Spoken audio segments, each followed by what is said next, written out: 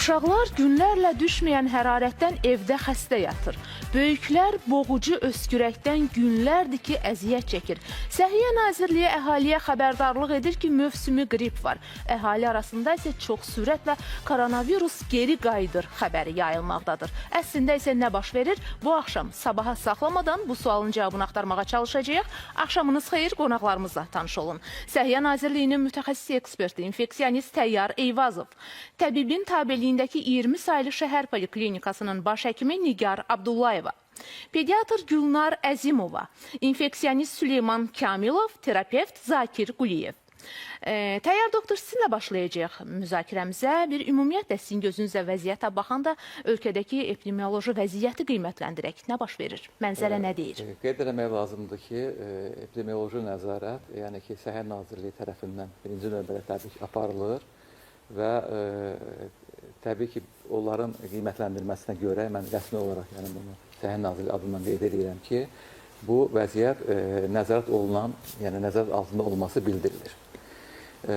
Bildirmək istəyirəm ki, ümumiyyətlə, indi biz qış aylarını, yəni qışın oğlan çağını yaşayırıq. Təbii ki, hava temperaturu soyuqdur, dəyişkəndir hava, rütubət daha azdır və belə şəraitdə hava damcı üsulu ilə yayılan kəskin respirator virus infeksiyalarının, o cümlədən influenza dediyimiz, yəni qrip, fəsli qripin də yayılması, yoluxma hallarının sayının artması gözlənilən bir faktdır. Yəni, bu, həmin infeksiyaların fəsilli xarakter daşıması ilə əlaqədardır. Hər il eyni situasiya təkrarlanır.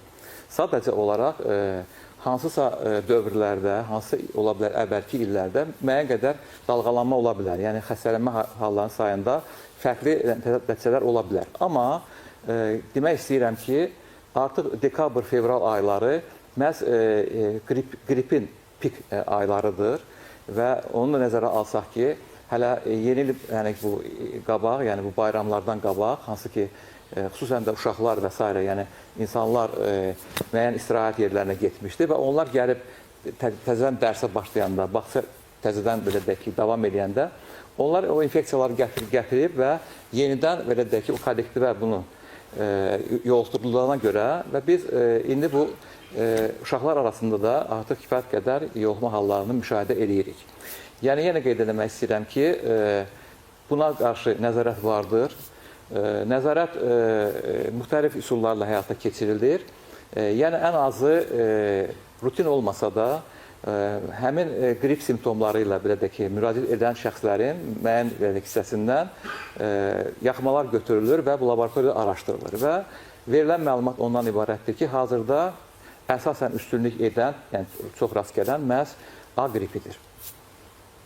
Demək, bu bizim koronavirusla bağlı əhali arasında gəzən narahatlığın əsası yoxdur. Amma siz deyirsiniz ki, ola bilsin ki, insanlar arasında yayılma sayı çoxdur. Amma əksəriyyətin şikayəti xəstəliyin çox insana yayılmasında deyil, onun daha ağır keçməsindədir, müalicəyə tabi olmamasındadır. Bu nə ilə bağlıdır? Ümumiyyətlə, qrip infeksiyası digər respirator virus infeksiyalarından gedişinin ağırlığı, fəsadlaşmanın olması, hətta əlverişsiz nəticələrinə görə fərqlidir. Və hər il, belə deyək ki, insanların bu infeksiya tutulma şansı vardır. Əslində, həssas qrupa, yəni risk qruplarına daxil olan insanlar bunu daha ağır keçirirlər, daha fəsadlı keçirirlər.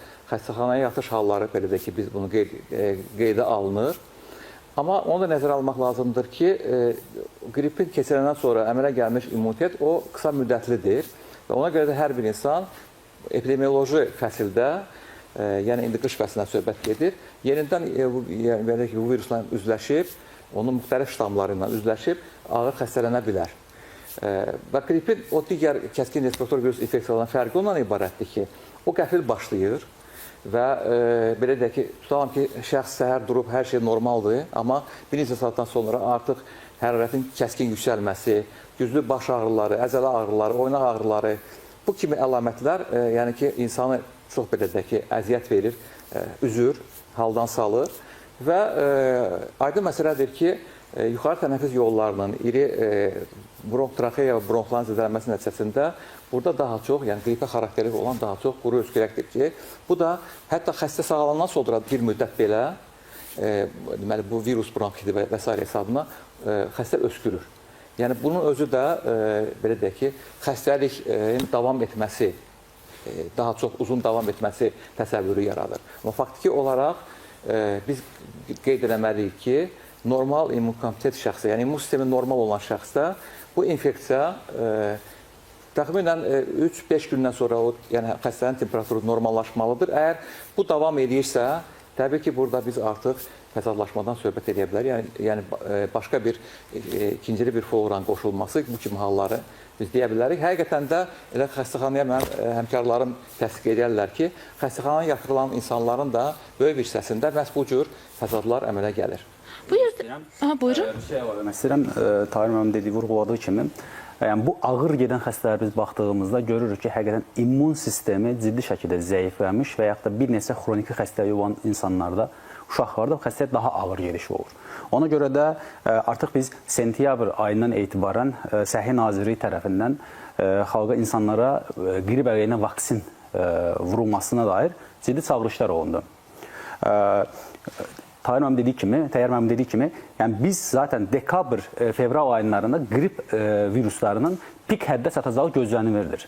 Ona görə də Səhiyyə Nazirliyi tərəfindən ölkəyə qrip əleyhinə vaksin gətirildi və bu qrip əleyhinə vaksin Avropada ən çox araşdırma aparılan və ən çox təhlükəsini zəmanət verilən qrip vaksinidir və Avropada aparıcı ölkələr tərəfindən ən çox vurulan qrip əleyhinə vaksin idi ki, onu ölkəmizə gətirildi, poliklinikalara, xəstəxanalara tam ödənişsiz şəkildə verildi. Amma çox təəssüflər olsun ki, belə bir nemət olmasına baxmayaraq ölkəmizdə insanların qrip əleyhinə vaksinə bir mənalı yanaşmadılar. Və bu gün də bu ağır gedən xəstələrin 90%, demək də daha çoxun, 99%-ində ağır gedənlərin baxsaq, qrip əleyhinə vaksin yoxdur.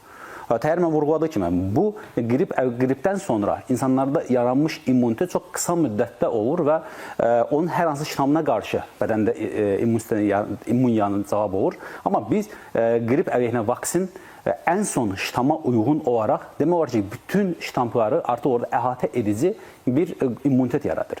Ona görə qrip əleyhinə vaksin mütləq vacibdir və çox təəssüflər olsun ki, hətta bu qədər artıq mütəxəssislər tərəfindən şiddətlə tövsiyə olunan vaksin, bəzən biz bunu görürük ki, sosial platformalarda hər hansısa bir blogerin olsun, hər hansısa bir tibbi təsiri olmayan insanın çox rahat şəklində qrip əleyhinə vaksini pisləyə bilir.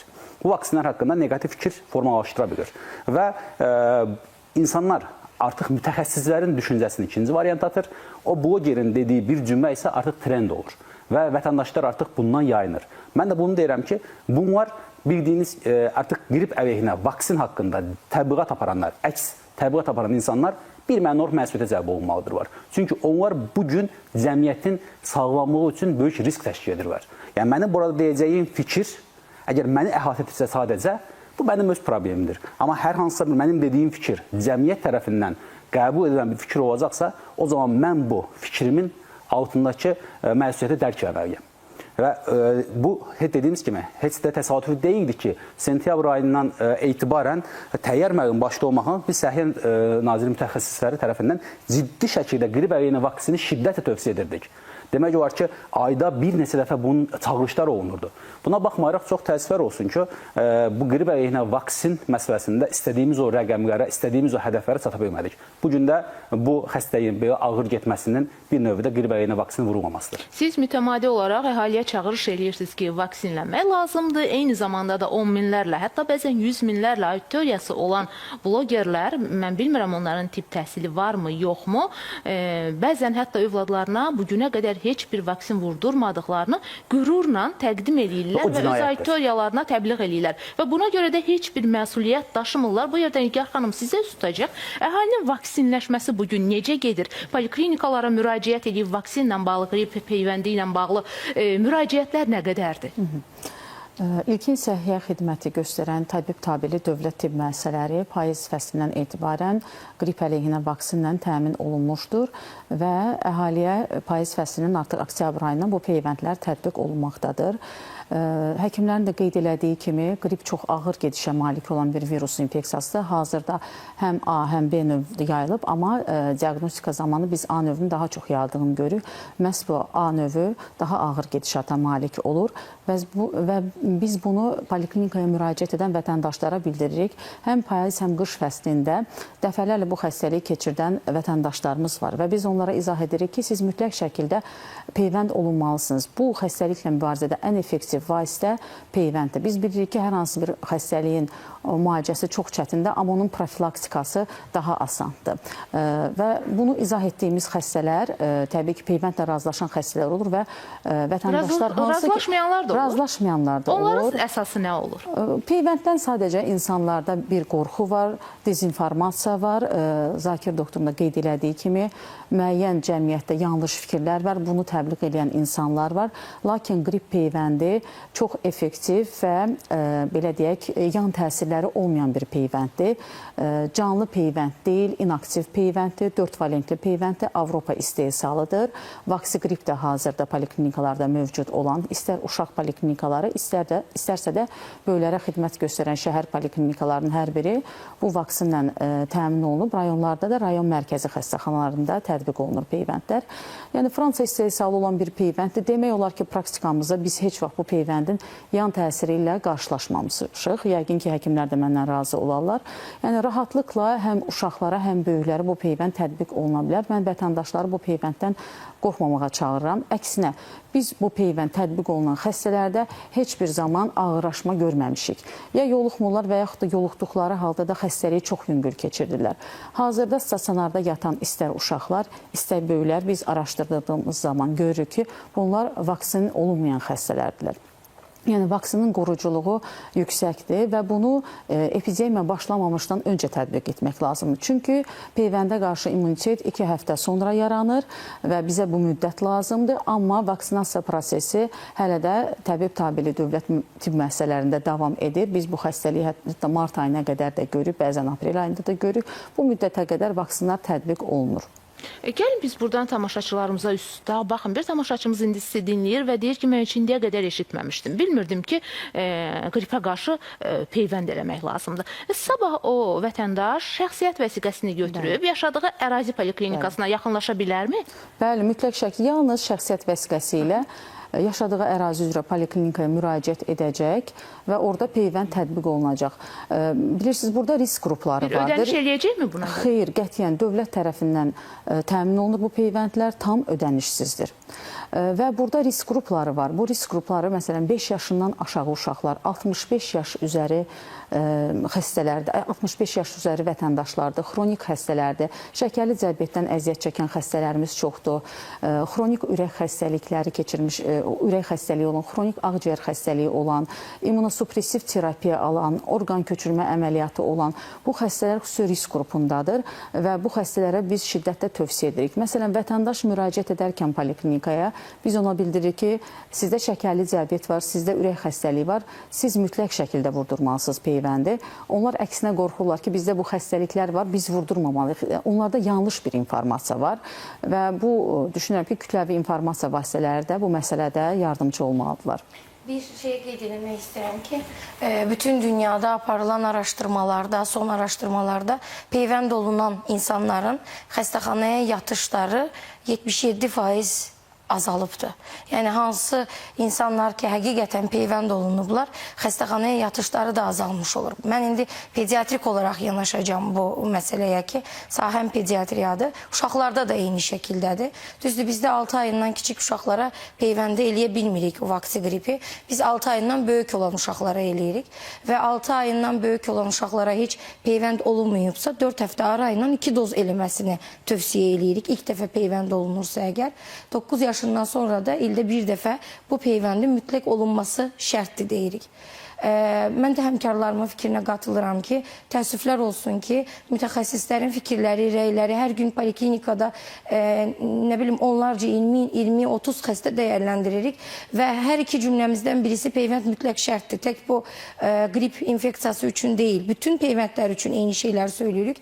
Amma təəssüflər olsun ki, biz necə deyim, o yanlış düşüncəni qırmaqda çətinlik çəkirik. Çünki biz mütəxəssislərin fikirləri qalır bir kənarda, qonşudakı hər hansı bir Asiya xala ilə, hər hansı bir, nə bilim, kimsə xalası qızının, dayısı qızının, əmisi qızının sözü bizdən daha keçərlidir. Və biz həkimlərə artıq, məsələn, bizə dediyində mən həmişə misal çəkirəm ki, mənim də övladım var. Mən bir dənə sizə misal çəkəcəm ki, 3 övladım var. Heç birinin peyvəndini bir gün belə axsatmamışam. Yəqin ki, deyirəm, bu sizin üçün keçərli bir səbəb olar ki, peyvənd eləməniz üçün. Ən azından həkim olaraq mən uşaqlarımın peyvəndini axsatmamışamsa, demək ki, mütləq lazımlı olan bir şeydir. Bir şey var, sizin dediyiniz məsələ var ki, xava, qonşu, hər hansısa bir şey fikir bildirimdə ən azından kaş o dönəmdə qalardıq biz. Niyə? Çünki xavanın, qonşunun dediyi şey o ayvənin təsiri altında alırdı. Və onu ayvədən kənara kimsə bilmirdi. Amma bugün isə artıq yüz minlərcə təqibçisi olan, minlərcə izləyicisi olan insanlar, hətta minə 2 minlər, milyonlara çatan insanlar xalqa səslənir şeylər. Yəni, məsələn, mən bugün burada Təyyar müəllimdən bir studiyanı paylaşan böyük bir qürur duyuram və Təyyar müəllim bizim müəllimimizdir. Təyyar müəllimin ağzından çıxan hər bir cümlə mənim üçün qanun çərçivəsində və hətta not əlimdə burada dəftər olsun, not alacağım bir insandır Təyyar müəllim. Amma bugün biz Təyyar müəllimi İnsanlar Təyyar müəllimi dinləməyib, sosial mediada hər hansısa bir insanı dinləyirsə, o zaman burada ciddi problem var. Yəni, buradakı, mən bir tərəfdən mediaya deyəcəm, yəni çox təəssüflər olsun ki, bir gün televiziyalarımızda siz vurguladınız ki, xəstə bir vətəndaş bunun ümumiyyət haqqında bir məlumat da yoxdur. Niyə? Bunun bir tərəfində bəlkə də biz həkimlərin zəif tərəf var, yaxşı maarifləndirməmişik. Bir tərəfdən də biz daimi olaraq efirlərdə bu maarifləndirici video çarxlar getməlidir, maarifləndirici səhnələr olmalıdır. Amma biz bugün səhnələrimizdə bir baxsaq, görərik ki, daimi olaraq reklam olunan həkimlər var. Yəni, biz bugün həkimi deyil. Biz bugün səhiyyəmizi reklam edəliyik. Səhiyyəmizdə olan prosedurları, məsələləri maarifləndirməliyik. Amma bugün çox təəssüf edin, televiziyalarımızda maarifləndirici verilişlərin sayı barmaqla göstəriləcək qədər azdır. Burada biz həkimlərin üzərinə öhdəlik düşdüyü qədər də mən düşünürəm ki, televiziyalarımızda bu öhdəlik üstünə götürməlidirlər. Süleyman bəy, sizə istəyəcək. Biz bugün insanlar arasında çox sürətlə yayılan, boğucu öskürək ilə müşahidə olunan qripdən danışırıq və əhali arasında belə bir qorxu var ki, bəlkə COVID-19 yenidən dalğalanması var və mövzunu müzakirə eləyəndə məlum olur ki, ilk problem bizim peyvənddən qaçmağımızdır. Peyvənd mövzusunda biraz araşdıranda bizim çox hörmət elədiyimiz Zakir doktor deyir ki, əvvəlcə deyir ki, bu blogerlərin təbliğatı ilə geniş yayılır, amma yenə necəsə top yenə qalır televiziyaların üstündə. Çox təəssüf edirəm. Amma görünür ki, məsuliyyətimiz var və bunu ödəmiriksə, yəni haqlı iraddır bu da. Yəni çox təəssüf edirəm ki, nəhayətində biz səbəbləri tapırıq, amma nəticəni dəyişə bilmirik. Bizim peyvəndlə yola getməməyimizin səbəbləri nəyə gətirib çıxardır? Fəsadları siz yəqin ki, hər gün işdə görürsünüz. Necə etməliyik? Neynəməliyik? O peyvəndlə vətəndaşın ulduzunun barışması nöqtəsi harada və necə baş verməlidir? Öncəliklə demək istəyirəm ki, bizdə insanlarımız arasında belə bir mif var ki, peyvənd olunduğu təqdirdə artıq qrip virusu və yaxud da digər peyvənd əleyhinə olan infeksiyalara yoluxmayacaq. Düzdür, bəzi infeksiyalar var ki, peyvənd onlardan tamamilə qoruyur, amma bu qrip virusu üçün deyil. Və yanlış ifadələr də bəzən buradan formalaşır. Yəqin ki, doktorlarımız da məndən razı olar. Məsələn, bir insan qrip aşısı olur, yoluxma baş verir 10 gündən sonra. Deyir ki, peyvənd olundum, amma mən yoluxdum. Bu necə olur? Qoruyur. Demək ki, bunun heç bir qoruyuculuğu yoxdur və belə yanlış miflər artıb çoxalır sosial şəbəkələrdə falan. Amma doktorumuzun da vurğuladığı kimi burada bir neçə nüanslar var. Birincisi, qrip aşısı olduqdan 2 həftə sonra artıq qoruyuculuq başlayır. Buna görə zaten mövsümi qrip aşıları sentyabrın axırları, oktyabr ayın əvvəllərindən başlanır artıq icra edilməyə ki, bu aylara artıq insanlarımızın immun sistemi, cavab vermə qabiliyyəti qrip virusuna qarşı hazır olsun. Biz bu məsələnin bir yanı, ikinci bir yanı da qrip virusuna qarşı olan peyvəndin icrası bizi qrip virusuna yoluxmaqdan savayı qripə yoluxduğumuz zaman onu daha yüngül formada keçirməmizin qarşısını alır. Yəni bunları məncə insanlarımız artıq dərk edib həzm etməlidirlər. Çünki profilaktika hər bir zaman müalicədən daha önəmlidir, daha az xərc, daha az məbləğ tələb edən bir şeydir. Və qripin də hal-hazırda və yaxud da digər respirator infeksiyaların da təsdiqlənmiş bir %100 etioloji müalicəsi də yoxdur. Ona görə ağırlaşmaların olmaması üçün, stasionar yatışların azaldılması üçün peyvəndlənmək şərtdir. Yəni bu necə olacaq, hansı formada olacaq, Zakir doktor məncə tam şəkildə bildirdi fikrini. Mən də yəni doktorların fikirləri ilə razıyam. Nəyə bənzəyir? Bəs biz bu yerdə danışırıq ki, necə qorunmalıyıq? Peyvənd elətdirmədik, keçdi deyək ki, indi biz bu xəstəliyi tutmuşuq. Bəs necə sağalaq? Sual budur. Qısa aradan sonra həkimlər xüsusi reseptlərlə çıxış edəcəklər.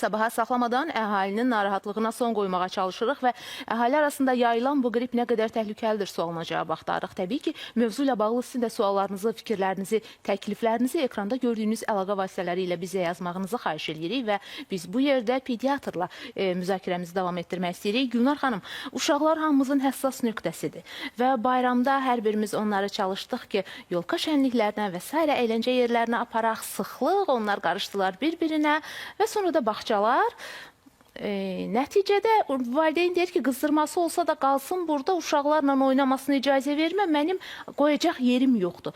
Necəsə olursa artıq bu sürətlə uşaqlar arasında yayılır. Gəlin biz o qızdırmaya qədərki mərhələdən danışaq. Çünki çox təəssüf ki, bəzən qızdırma qalxandan sonra valideyn təşvişə qapılır ki, uşaqda ciddi bir xəstəlik var. O ilkin əlamətlər nədir? Gəlin ondan başlayaq əvvəlcə. Birincisi onu deyim ki, influenza A ən çox yayılan hal-hazırda uşaqlar arasında gördüyümüz odur. Tək influenza A deyil də, burada respirator sinsitial viruslar var, rinoviruslar var, adenoviruslar var, koronaviruslar da var. Amma ən çox uşaqlar arasında hal-hazırda son dönəmlərdə ən çox rastlaşdığımız, daha ağır seyr edən, yüksək dirənçli temperaturla seyr edən influenza A-dır. İnfluenza A əslində 3-5 gün sonra simptomlarını özündə göstərməyə başlayır. Əslində onun o kuluçka dönəmi deyirik də, inkubasiya dövrü dediyimiz bir dövr 3-5 gündür. Bir xəstədən digər xəstəyə hava damla yolu ilə bulaşmış olur. Eyni otağın bir havasında oturan eyni iki insan bir-birinə yoluxdurmağa asanlıqla yoluxdura bilirlər. Hətta çox maraqlı bir şeydir ki, askırdığında belə o düşən damlacıqlar hansı səthə toxunubsa, oradan belə yoluxduruculuğu var influenza A-nın. Ona görə biz insanları qorunmaq üçün deyirik ki, askırdığınızda əlinizlə deyil bir dəsmalla tutmanız gərəkir ki, o hava damlacıqlarını oturduğunuz o otağa yaymayasınız. Uşaqlarda ilk başlarda, mən ilk yeni doğan dönəmindən etibarə başlasaq əgər, əmməmə, süslük, halsızlıq, hipotonik bir bəbək olaraq qarşılaşmış olur analar. Daha sonrasında artıq yüksək temperatur özünü göstərməyə başlayır. Biraz daha böyüklərdə, məsələn, hardasa 2-3 yaşlarında... Biz artıq o halsızlığını görən kimi, uşağın süddən kəsildiyini görən kimi hər hansı bir müdaxilə edib qarşısını ala bilərikmi ki, qızdırma qalxmasın? Mütləq həkimə müraciət etmələri lazımdır. Bizdə pediatriya belə bir şeydir ki, hər yaşının, hər ayın özünün ayrı-ayrı yanaşma tərzi var. Məsələn, bugün elə mənə yaxınlaşan öz bəbəklərimdən biri 30 günlük bir bəbəyə yatırmışam bugün. İnfluenza A pozitivdir. Evdə ata xəstə idi. Atadan bulaşmış bir şey. Ana sadəcə çox gözü açıq olub və çox erkən simptomlarını hiss eləmişdi ki, doktor biraz əlimi vurdum, istilik var idi və nə qədər elədim, yemək yedizdirə bilmədim. Özü də tərif edir ki, çox ət kimi idi, boş idi uşağım. Üstünü soyundurdum dediyiniz kimi, biraz çıxartdım havaya, nə qədər elədim, əmmədi. Götürüb qucağına gəlmişdi və test elədik, sürüntü aldıq burundan, influenza A pozitiv. Və təəssüf ki, biz o yaşındakı uşağı artıq evdə təqib eləyə bilmirik. Temperatur da ona eşlik eləyirsə, qidalanma da pozulubsa, məcbur onu xəstəxana şəraitində yatıraq və müdaxilə eləmiş olaq. Temperaturdan başqa bunlarda, böyük uşaqlarda biraz iştahsızlıq, ilk başda quru öskürək, əzginlik, yorğunluq, halsızlıq, kəskin əzələ ağrıları olur. Məsələn, uşaq yerimək istəmir. Ana deyir ki, doktor həmişə qaçan, hərəkət eləyən, heç bir yerdə dayanmayan uşağım bütün gün elə başını yerə qoyub ancaq yatmaq istəyir. Ancaq yatmaq istəyir, heç hərəkət eləmək istəmir. Daha sonrasında artıq quru öskürək 5 gün, 6 gün sonra yerini bəlğəmli öskürəyə dəyişmiş ola bilir. Və influenzadan niyə biz çox qorxuruq? Çünki doktor bəy də bayaqlarım qeyd elədi, ağırlaşmaları daha çoxdur. Özəlliklə də uşaqlarda. Əgər müalicə olunmazlarsa orta qulaq iltihabları, pnevmoniyalara gətirib çıxarda bilirlər. Hətta mərkəzi sinir sisteminin infeksiyalarına, ensefalitə, meningitə qədər götürə bilirlər. Ona görə uşaqlarda hər hansı bu simptomu hiss etdiklərində, özəlliklə də ailələrə söyləyirəm, əgər bir uşağın temperaturu varsa və bu özəlliklə 39-40 dərəcəyə qədər çatırsa, dirənclidirsə, verdiyiniz temperatur salıcıya heç cürə yanıt ala bilmirsinizsə, birinci ağlınıza gələn xəstəlik influenza A olmuş olsun. Özəlliklə də evdə xəstəliyi olan biri varsa, onun bulaşma ehtimalı çox yüksəkdir. Siz mənə söz vermədən öncə bir şeyə toxundunuz.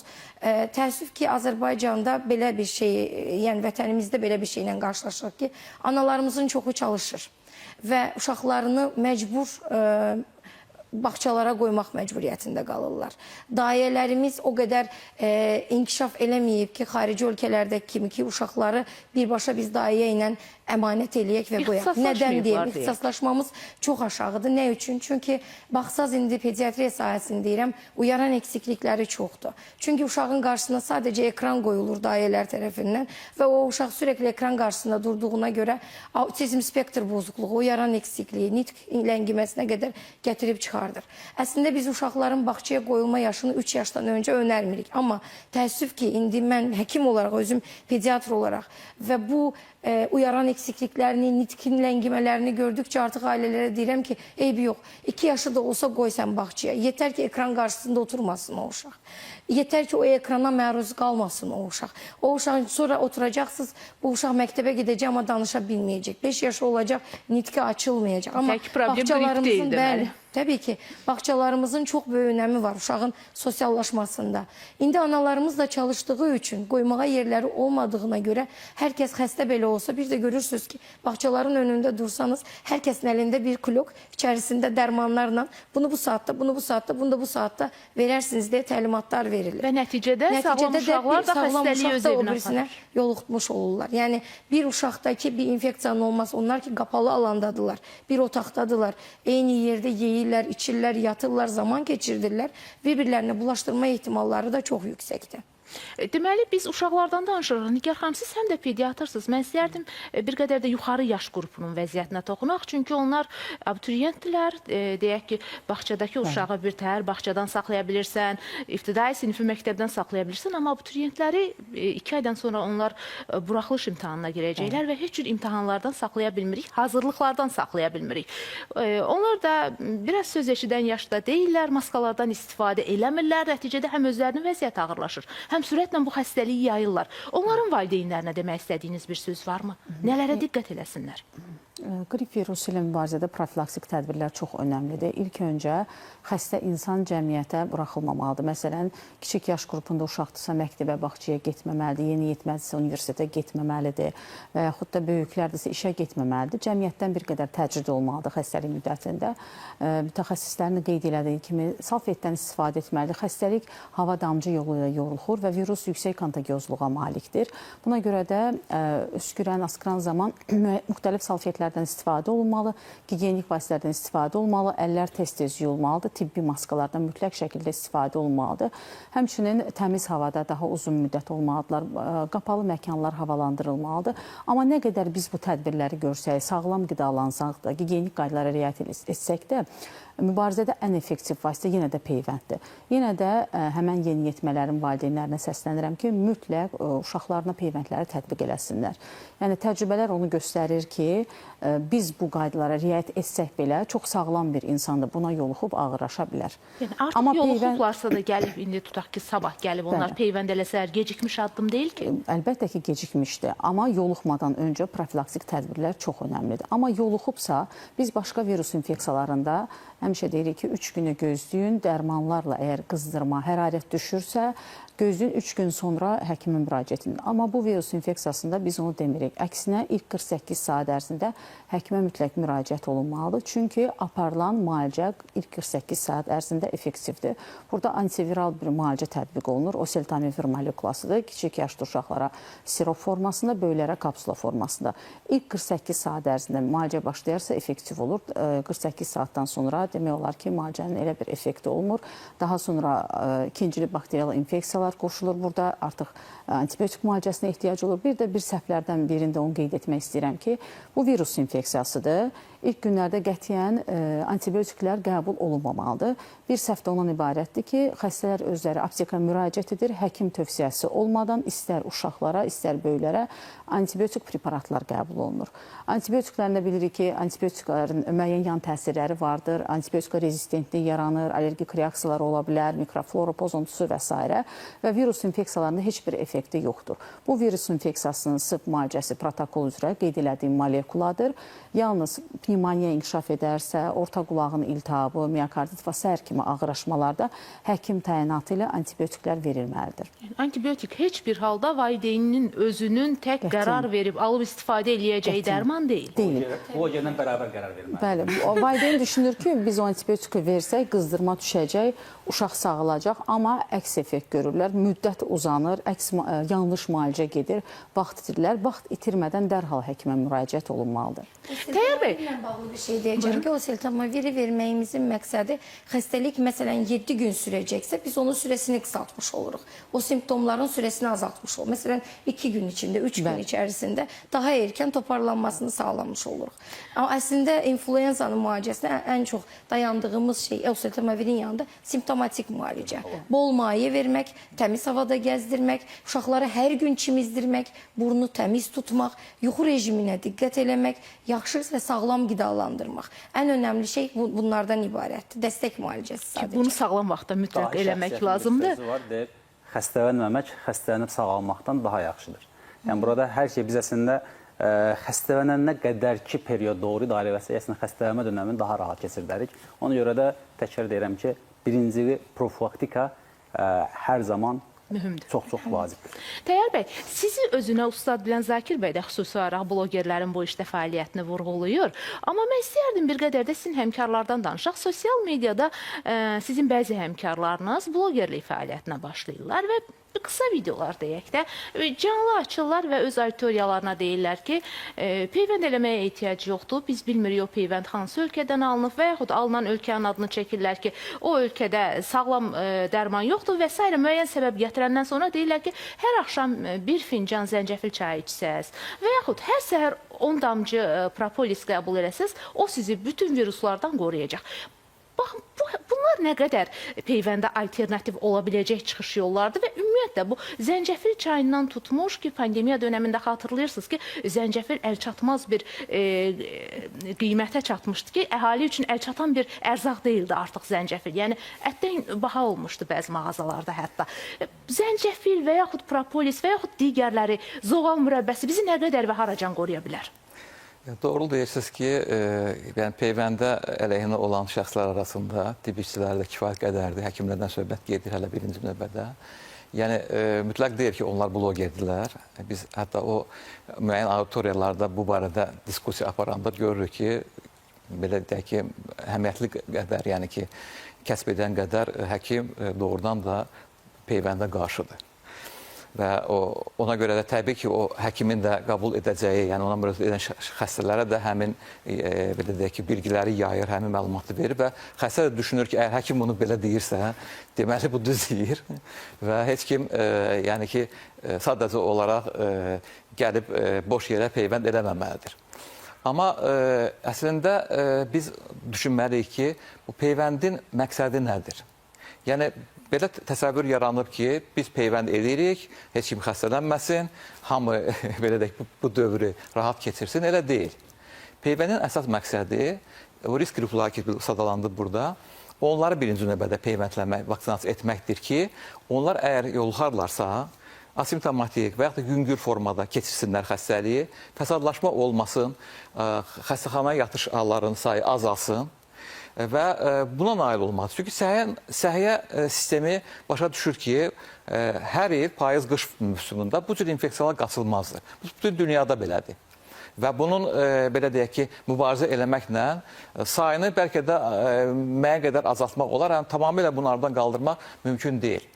Bunun peyvənd eləməyin əsas məqsədi məhz həmin insanları qorumaqdır. Amma digər şəxslər, hansı ki peyvənd eləməyiblər, amma onlar immun sistemi normaldır. Onlar təbii ki, yoluxurlar və xəstəliyi qısa müddətli keçirirlər. Baxın, bu nə təsəvvür yaradır ki, bu yüngül bir xəstəlikdir. Yəni, hətta bunun qrip olması haqqında bir kez düşünmür. Çünki həmin dövrdə soğuq dəymək xəstəliyi kimi, yəni bu viruslara aid bir məsələdir, bu kimi qiymətləndirir. Amma onun evində bir yaşlı ahıl şəxs var, onun evində kiçik körpə uşaq var, hamilə qadın var, müəyyən ağır xroniki xəstəliyi olan şəxslər var, onlara bu yoluxdurarsa, təbii ki, məsələ tamamilə başqa bir şəkil alır. Və danışıldı mənim həmkarlarım, həm pediatrlar, həm yetkin şəxslərin, həkimləri, yəni onların, yəni biz görürük ki, epidemiologiyada müəyyən fərqlər var, yaşa uyğun fərqlər var. Baxın, yaşlı, yetkin insan, hansı ki bir iş ofisində işləyir, oturur. Bunun otağında 5-6 nəfər ətrafında insan var. Bu, əgər xəstələnlərsə, potensial olaraq həmin insanları yoxdura bilər. Amma gəlin uşaqlara baxaq. Bağçadır, məktəblərdir, biraz da deməli, yuxarı yaş, yəni təhsil müəssisələridir. Burada iri siniflərdir, sinif otaqlarıdır.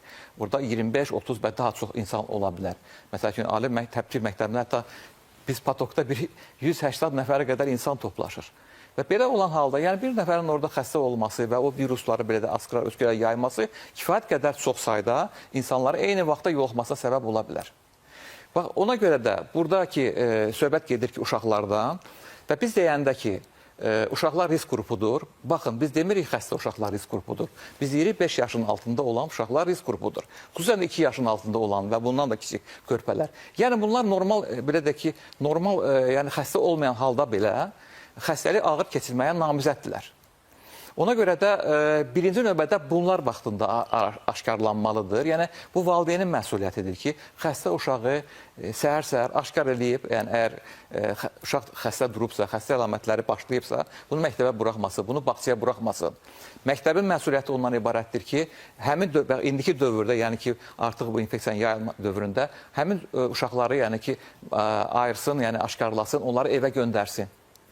Və yenə qeyd eləmək istəyirəm ki, asqıran şəxs, öskürən şəxs, onun da məsuliyyəti ondan ibarətdir ki, bilir ki, bu xəstədir. O demək deyir ki, buna nəsə olacaq, buna heç nə olmayacaq. Amma onun yaydığı virusla kimsə başqa bir şəxs, istər uşaq, istər böyük fərq edilməz, müəyyən həssas insan təbii ki, ağır bir vəziyyət düşə bilər. Deməli, o da maska geyinməlidir. Biz özümüzlə çalışmalıyıq ki, yəni bu cür olan yerlərdən, yəni əhalinin sıx toplaşdığı yerlərdən müəyyən qədər yayınaq. Otaqlar havalandırılmalıdır. Çünki belə bir təcrübə aparılıb ki, əgər hər 2 saatdan bir 5-10 dəqiqəlik otaqların havalandırması həmin havada olan virusların sayını 80% azaldır. Yəni, bunlar sadə tədbirlərdir, sadə tövsiyələr nəticəsində. Amma bunu yalnız kütləvi surətdə, şuurlu surətdə, məhsul olaraq bu işə etdikdə effekt verə bilər. Yəni, bir nəfərin, 2 nəfərin bunu etməsi ilə o şəxs ola bilər, haradasa özünü qoruya bilər. Amma biz kütlə halında bu məsələyə baxanda deyirik ki, bu hamı tərəfindən icra olunmalıdır və ona görə də elə sentyabr ayından başlayaraq, hələ indiyənə qədər davam edir və yəqin ki, yaz aylarına qədər davam edəcək, əhalinin maarifləndirilməsi işi səhiyyə qurumları tərəfindən aparılır. Müxtəlif səviyyələrdə. Təbii ki, bugünkü bizim bu verilişimiz də buna aiddir. Bütün mediada, yəni ki, bu maarifləndirilmə işi dəfələrlə, yəni bu qaydalar, bu universal qaydalar, çünki bütün hava damcı infeksiyalarının qorunma yolları eynidir. Və biz koronavirus dönəmindən bunları yaxşı bilirik.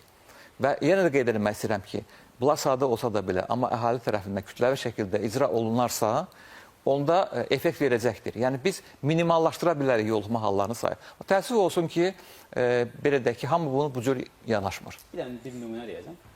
Biz 44 günlük savaşı niyə qazandıq? Bir, düşməni tanıyırdıq. 2, ordumuz çox güclüydü. Yəni biz vaksinlə eyni məntiqlə yanaşmalıyıq. Biz vaksinlə bədənimizə düşməni yeridirik, düşmənin kiçik bir hissəsini, düşmənin demo versiyasını yeridirik. Deyirik ki, düşmənin budur. Sən düşmənini tanı. bədənimizə o qrip əleyhinə vaksinlə qripin bir hissəsini bədənimizə yeridikdən sonra hüceyrələrimiz, immun sistemimiz artıq düşmənini tanıyır. Bilir ki, düşməni kimdir, düşməni necə savaşmaq lazımdır. Necə ki, 44 günlük savaşda olduğu kimi. Və təkrar bədənimizə qrip daxil olduğunda artıq güclənmiş bədənimizdə ordumuz var, düşməni tanıyan ordumuz var, düşmənə hardan hücum edəcəyini bilən ordumuz var. Və o zaman nə olur? Artıq qrip daxil olduğunda bədənimiz zaten onun tanıdığına görə, yaddaş hüceyrələrində həkk olunduğuna görə anında o düşməni zərərsizləşdiririk. Yəni qripin məqsədi budur. Əslində bu qədər sadədir. Bəli. Bir qədər öncə pandemiya dönəmindən misal çəkdi Teyyub doktor. Biz düşünürdük ki, pandemiya bizə çox şey öyrətdi. Amma üstündən 5 il keçəndən sonra sadə bir qripin əlində bəzən çarəsiz qalanda insan düşünür ki, pandemiya bizə heç nə öyrətmədi. Ta əlimizi yumaqdan evin havasını dəyişməyə qədər və ən azından bugün bir qədər narahatlığım varsa ictimai yerlərə çıxanda maska istifadə eləməyi belə unutmuşuq. Mən tərəfdarı deyiləm ki, buna görə bizə cərimələr yazılsın, yox. Amma biz özümüz də bilməliyik. Axı, əgər bu hallar varsa, biz ən azından işə gedəndə, avtobusda, ictimai nəqliyyatdan istifadə edəndə biz axı maskalardan istifadə eləməliyik. Biz bunları unutduq. Baxın, nələrə diqqət eləməliyik? Hansı tövsiyələri verirsiniz tamaşaçılarımıza? Qrip virusu, qrip xəstəliyi ümumiyyətlə öncələrdən tanınan bir xəstəlikdir. Yəni COVID-19-dan fərqli olaraq COVID-19-u ilk qarşılaşdıq. Ona görə müəyyən izolyasiya tədbirləri var idi. Mən qrip xəstəliyində mən təcrid edilmələrin, xüsusi izolyasiyaların və yaxud da xüsusi qadağaların qoyulmasının tərəfdarı deyiləm. Bilməm, həmkarlarım necə məndən bu mövzuda razılaşarlar yoxsa yox. Qrip olan şəxs işə gəlsin mi? Qrip olan bir şəxsin, məsələn, məktəbə getməsin, uşağı məktəbə qoymasın. 5 gün, 7 gün, 10 gün məktəbdən qaldı, təzədən sağaldı, getdi, təzədən bir də qrip tutdu. Yenidən 10 gün qaldı. Bu şəkildə bunu artıq tədrisi ləngimiş olur müəyyən məqamlarda. Amma fərdi mühafizə vasitələrindən istifadə etsə, amma bu dediyim qripin kəskin formasını keçirənlər aid deyil. Çünki qripin yüngül formaları və yaxud da asimptomatik əlamətləri olan şəxsləri deyirəm. Yəni bütün xəstələrin və xəstə uşaqların məktəbə getməsini buradan tövsiyə etmirəm, yanlış anlaşılmasın. Bu nüansları nəzərə alınaraq zaten hər il mövsümü olaraq biz yenə qadirik peyvəndin üstünə peyvənd aşısı edirik. Bütün bunları nəzərə alaraq. Çünki əgər biz aşı etməsək, hər kəsi təcrid etsək, biz qrip mövsümündən çıxa bilmərik. Yəni, təyər müəllim də dediyi kimi, biz dəfələrlə qripə yoluxa bilərik. O zaman dəfələrlə işə getməyək, dəfələrlə bültenlər yazılsın, dəfələrlə imtahanlara girməyək, dəfələrlə dərslərə getməyək. Yəni, bu işindən çıxa bilmərik. Yəni, bu mənim bir görüş açımdır, mənim fikrimdir. Ola bilər, bəlkə müəyyən yanlışlar varsa, kolleqalarım vurğulaya bilər və yaxud da fikirlərini deyə bilərlər. Burada ən önəmli 2 vasitə var. Bir, peyvənd olunmaq, bir də fərdi mühafizə vasitələrindən istifadə etmək. Valideynləri hər dəfə uşaqları məktəbə yola salanda vurğulamalıdırlar, oğlum və yaxud da qızı, maskanı tax, sən nasazsan və yaxud da sən nasaz deyirsən, dərsə hər hansı bir uşaq nasaz gələ bilər. Hər tənəffüs zamanı əllərini yuy və yaxud da antiseptik vasitələrdən istifadə edən. İndi uşaqlar üçün daha az təhlükəli olanlar da var, pediatrlarımız vurğulaya bilərlər. Məktəbdə müəyyən fasilələrdə və yaxud da müəyyən aralıqlar ayrıla bilər. Bu aralıqlar zamanı mövsümi qrip nədir, necə yoluxa bilər? Bunu uşaqların anlaşdığı dildə, onların başa düşə biləcəkləri bir dildə anlatılsa... Yəni, məktəblərdə maarifləndirmə işlərində mühüm hesab edirsiniz. Bəli, yəni məncə bu məsələni biz çözmüş ola bilərik. Yəni, o qədər məncə abartılası bir şey deyil. Çünki hər il zaten biz keçən ildə bu məsələləri yaşayırdıq. Bu ildə artıq bu məsələləri yaşayırıq. Yəqin ki, gələn ildə yenə bu məsələləri yaşayacağıq. Ona görə bunların həlli məncə hər kəs öz daxilində bu maariflənmə olmalıdır və qəbul etməlidir. 5 il öncə pandemiya dönəmində təbibin bir tətbiqi var idi və hər birimiz onu telefonumuza yüklüyürdük. Hər hansı bir şikayətimiz olanda test verirdik. Nəticələr sizə təbib tətbiqinə gələcək deyirdilər. Aktiv saxlayın tətbiqi və nəhayətində biz hava almaq üçün evimizin təcrid dönəmində balkonuna çıxanda belə təbib tətbiqi bizə mesaj göndərirdi ki, evdən çıxma, sən xəstəsən. 2 həftə ərzində təbib təbib tətbiqi bizi o qədər gərgin, o qədər psixoloji baskı altında saxlayırdı ki, biz bir an öncə azadlığımıza qovuşmaq üçün sağalmağa çalışırdıq. O tətbiq indi niyə bizə bildirişlər göndərmir ki, gedin pulsuz vaksin peyvənd olunun qripə qarşı? Bəlkə bu çıxış yolu ola bilər. Ümumiyyətlə, bugün qrip virusunun bu qədər ağır getməsinin bir növdə günahkarı COVID-19 pandemiyasıdır. Belə ki, biz COVID-19 pandemiyasında nə oldu? İnsanlar evə təcrid olundu, insanlar maskalardan istifadə olundu və bir növ uşaqlar var ki, onlar həyatlarında ilk dəfə pandemiyadan sonra qrip gördülər. Uşaq maskadaydı, uşaq daimi olaraq ev şəraitindəydi, uşaq qrip virusunu görməmişdi. Yəni, düşmənini tanımırdı. Nə vaksini var idi, nə də cəmiyyət içərisində uşaq olmadığına görə virusu görməmişdi. Bəli, bu uşaqlar nə oldu? Xəstəyi daha ağır keçirdilər. Yəni, bir növün pandemiya bizə nə öyrətdidən ziyadə pandemiya bizdə nələr yaratdı? Onda bugünkü vəziyyət həm də pandemiyanın fəsadlarıdır deyə bilərik mi? Çünki biz deyirik ki, 2 il, az süre deyil, 2 il insanlar demək olar ki, qrip virusunu görmədilər. Bəzən biz bunu deyirik ki, rəqəmlərin artmasını pandemiya dönəmi ilə indilik dönəmi müqayisə edirik ki, pandemiya dönəmində elə bir qrip az idi, pandemiyadan sonra artdı. Xeyr, pandemiya dönəmində biz zaten sürekli olarak maskada olduğumuza göre havadalınıcı infeksiya vardı, biz bədənimiz götürmürdü. İmmun sistemimiz buna hazır değildi. Digər məsələ isə tətbiqlərə insanların artıq burada karantina rejimini alınsın, insanlar həyətə çıxarkən icazə alsınlar. Yəni bu dramatik bir qərar var. Yəni insanlar arasında ciddi bir dramatik bir qərar var. Bunun sosiolojik tərəfləri də ağır nəticələnə bilər. Necə ki, pandemiya dönəmində bunun nəticələrini psixolojik olaraq insanların pandemiyadan çıxandan sonra psixolojik vəziyyətlərinin nə qədər gərgin olduğunu, bir çox artıq bəzi insanların nevroloji xəstəliklərin aktivləşdiyini gördük. Ona görə burada bu şeylərdən ziyadə daha bəsit düşünmək lazımdır bu işləri. Yəni hər kəs öz üzərinə düşən məsuliyyəti dərk eləməlidir. Yəni doktorumuzun əslində vurğuladığı buydu ki, yəni doktorumuz bəsit olaraq deyir ki, vaksin olunun. Yəni sizin vaksin olunsanız zaten qorunacaqsınız. Yəni sizin sürekli olaraq məktəbdən qalmanıza şərait yaranmayacaq. Yoxsa bunu görürük, çox təəssüflər olsun ki, Günarda hocanın da vurğuladığı kimi evdə bir valideynin uşağı xəstə olur. Uşaqda hər hansı qrip simptomları var. Bunu qoyacaq biri yoxdur. Ən doğru qoyacaq yer bağça məktəb olur. Amma bunu düşünmürük. O uşaq getdi məktəbə. Getdi, hər hansı bir uşağı yoluxdurdu. O uşağın evində hansı xəstələrin olduğunu bilmirik biz.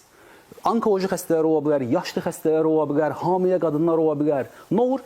Evdəki bir uşaq, bir valideyninin sadəcə olaraq məsuliyyətsizliyi bir evdə ciddi problemlər gətirib çıxarda bilər. Ona görə burada biz bunu vurğuluyuruq ki, tamam vaksin önəmlidir, budur. Bir tərəfdən də valideynlər öz üzərində düşən məsuliyyət dərk etməlidirlər. O, bəzən bizdə dindarların vurğuladığı bir şey qul haqqı. Yəni, inanın ki, bundan ağır qul haqqı yoxdur. Yəni, çünki gedir uşaq, hər hansı bir uşağı xəstələndirir, uşaq gedir evdə, biz bunu görürük. Bayaq Günar hocam vurğuladığı kimi deyir ki, ata gətirdi uşağı, xəstələndirdi, əzabı ana çəkdi. Ona görə də burada analar daha həssas olmalıdır. Biz atalar biraz daha başımız işə qarışa bilər, digər problemlər qarışa bilər. Analar bu işdə çox-çox həssas olmalıdırlar. Lütfən, hər iki tərəfi həssas olmağa çalışırıq. Hər iki tərəf bu məsələdə eyni məsuliyyəti daşımalıdır.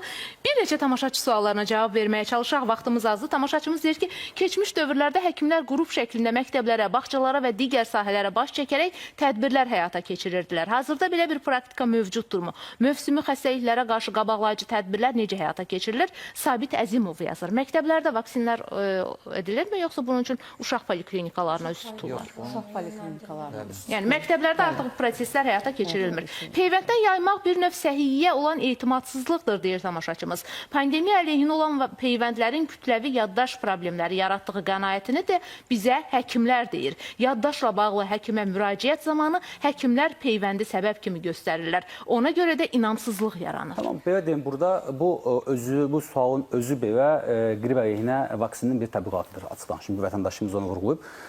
Biz burada bəzən siz vurğuladınız ki, bəzən doktorlar çıxırlar, orada danışırlar ki, belə oldu, nə bilim, qrip vurdu, vaksin vurdurmayın, o, bu falan. Yəni biz niyə o təbəqəyə üstünlük veririk? Yəni bugün Təyyar müəllim burada çox ciddi nüanslara toxundu, çox önəmli bir nüanslara toxundu.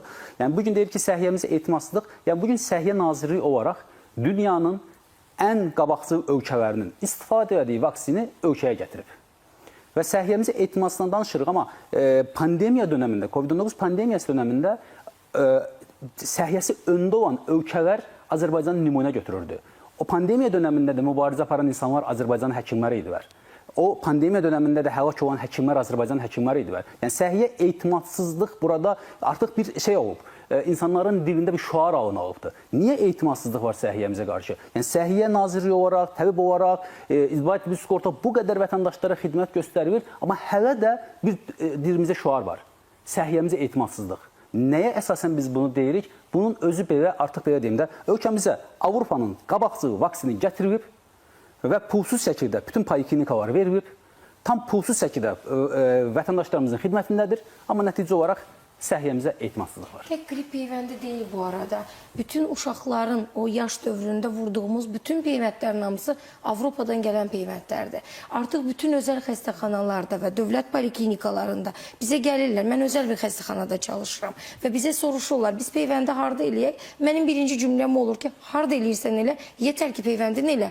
Çünki dövlətdə vurulan peyvənddir, bizdəki də eyni peyvənddir. İkisi də Avropadan gələn peyvənddir. Yəni dövlət sənə bunu pulsuz bu şəkildə sunursa, sənin də dövlətə qarşı sayğın olması lazımdır. Və bu peyvəndi də gedib sevə-sevə vurdurman lazımdır övladına. Tamaşaçımız yazır ki, hazırda xəstəlik keçirənlər arasında dad bilmə və iyi bilmə qabiliyyətlərini itirənlər var. Covid-dən əvvəl qripə yoluxanda dad bilmə heç vaxt itməyib. Niyə məhz Covid pandemiyasından sonra bəzi Covid-ə bənzər xəstəliklərdə bu özünü göstərir? Ya belə deyim, ümumiyyətlə respirator infeksiyalar bir neçəsini çıxmaqla əksəriyyətinin simptomatik kliniki gedişləri demək olar ki, eynidir. Və bu COVID-19-un kliniki əlamətləri ilə qripin kliniki əlamətləri oxşar ola bilər. Burada bəzi nüanslarda sadəcə fərqlilik olub. Burada klinisyenlər daha detaylı müayinə etdikləri zaman müəyyən edirlər. Yəni biz hal-hazırda kimsə virusa yoluxub, onda qoxu bilmə və yaxud da dad bilmə itibdir, bunu COVID-lə əlaqələndirə və yaxud da qriplə əlaqələndirə və yaxud da renoviruslarla əlaqələndirə bilmərik. Bunlar üçün artıq təsdiqli PCR testləri, yəni sürüntü testləri olması lazımdır ki, biz artıq təsdiqli formada deyək ki, qoxu bilmə, dad bilmə, məsələn, bu infeksiyaya yoluxmuşsa bununla əlaqəlidir. Yoxsa bunu biz ümumi formada bildirə bilmərik. Bir də mənə elə gəlir ki, COVID-19 insan yaddaşında çox ağır bir dönəm olaraq qaldığı üçün, əslində əvvəllər də olub bu qrip keçirdiyində, hər hansı bir virus infeksiyası keçirdiyində qoxu bilməni, dad bilməni itməz. Sadəcə COVID-19 o ağır izlər buraxdığı üçün insanlar da elə bilirlər ki, bir travmaya bağlı olaraq insanlar elə bilir ki, elə COVID-19-dan sonra biz bu virusa yoluxduq, ona görə bizdə dad bilmə, yəni düşünürsünüz ki, bu daha çox psixoloji bir haldır. Bəli. Tamaşaçımız deyir ki, hazırda virusa yoluxanların sayı xeyli çoxdur. Özümüzdən əlimizi üzmüşük. Bari uşaqlara görə kənd həkimləri fəaliyyət göstərsin. Şəhərdə yaşayanların həkimə aparmaq imkanı varsa, bölgədə, kəndlərdə yaşayan valideynlərin imkanları o qədər geniş deyil. Məcbur olub həkimlə telefonla danışırıq. Resepti telefonla yazdırırıq. Bəlkə də doğru eləmirik, amma varsa başqa çarə siz məsləhət görün. Hər ay uşaqlarımız xəstələnir. Hər dəfə şəhər mərkəzinə həkimə aparmaqsa işsiz, gücsüz qalmaq deməkdir tamaşaçımız və çox təəssüf hissi ilə bildirirəm ki, tamaşaçımızın bu mesajını şərh etmək bir qədər çətindir. Sözünüz varmı? Çətin deyil əslində.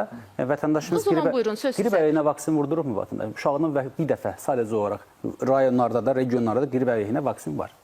Vətəndaşımız qrip əleyhinə vaksin vurdurubmu? Birinci buradan başlamaq lazım. Daha primer yerdən.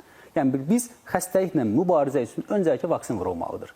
Digər tərəflərdən isə əgər qrip vaksini vurulmuş olsaydı o uşağa, o valideyn həftələrlə işdən qalmazdı, uşaq tez-tez xəstəxanaya müraciət etməzdi, telefon həkimlə danışmaq məcburiyyətində qalmazdı. Yəni bir bəsit düşünmək lazım. Qrip əleyhinə vaksin vurmalıdır. Digər bir tərəflərdə isə uşaq xəstələnəndə, qrip olunanda, əlbəttə ki, yəni regionda da həkimlərimiz var. Regionda da fəaliyyət göstərən təbiblərimiz var. Yəni bu o demək deyil ki, regionda həkimlərimiz yoxdur. Amma biz üstümüzə düşən eləyək.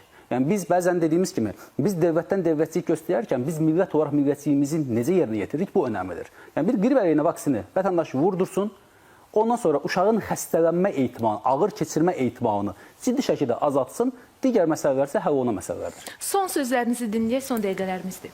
Son nəticə belə oldu ki, bütün mütəxəssislərin mən düşünürəm ki, yekun fikri bu oldu ki, peyvəndin tətbiq olunması mütləqdir. Əgər dövlət bunu digər Avropa ölkələrində olan, tətbiq olunan peyvəndi bizə pulsuz şəkildə təqdim edirsə, biz niyə bu fürsətdən yararlanmamalıyıq və həmçinin uşaqlara tətbiq olunan doktorun dediyi kimi digər peyvəndlərdə, uşaq poliklinikalarında, Avropa peyvəndlərdə hər biri onlar qrip virusuna yoluxmuş uşaqları belə ikincili bakterial infeksiyadan qoyulur. Çünki o peyvəndlərin tərkibində uşaqlarda geniş yayılmış pnevmokok və hemofilus infeksiyasına qarşı belə deyək, qoruyuculuq mövcuddur. Doktor, buyurun son söz. Mən bu peyvəndlə bağlı məsələni belə pozitiv notda tamamlamaq istəyirəm. Qeyd etmək lazımdır ki, ölkəyə qripə qarşı peyvəndin gətirilməsi və əhaliyə belə deyək, pulsuz onun çatdırılması hər bir ölkənin belə də imkanı daxilində deyil. Çünki çox ölkələr var ki, bunu sadəcə olaraq eləyə bilmirlər. Söhbət təbii ki, ölkənin iqtisadi gücündən gedir və təqdirə layiq haldır ki, bizim dövlətimiz məsrəflərə baxmayaraq prioritet olaraq əhalinin sağlamlığını önəm verir və bunu əhali üçün təşkil edə bilir. İkinci tərəf odur ki, baxmayaraq ki, burada səsləndi ki, peyvənd əleyhinə olan çıxışlar və s. bunlar kifayət qədər belə deyək ki, bunlara mənfi təsir göstərir insanların peyvənd olunması sayına. Amma mən yəni belə deyək, öz müşahidələrim üçün deyə bilərəm ki, məsəl üçün keçən illə müqayisədə bu illəri əhalinin peyvəndlənməsinə marağı və belə deyək, onların poliklinik belə deyək ki, müəssisələrə müraciətlərinin sayında nisbətən artımlar var. Bunun özü çox müsbət bir haldır. Biz buradan da yenə tamaşaçılarımıza çağırış eləyirik ki, həkiminizə müraciət eləyin və bildirin ki, peyvənd olunmaq istəyirsiniz. Xəstələrə şəfa arzuluyuruq. Çalışın, özünüzü qoruyun. Sabah görüşəcəyik. Sağ olun.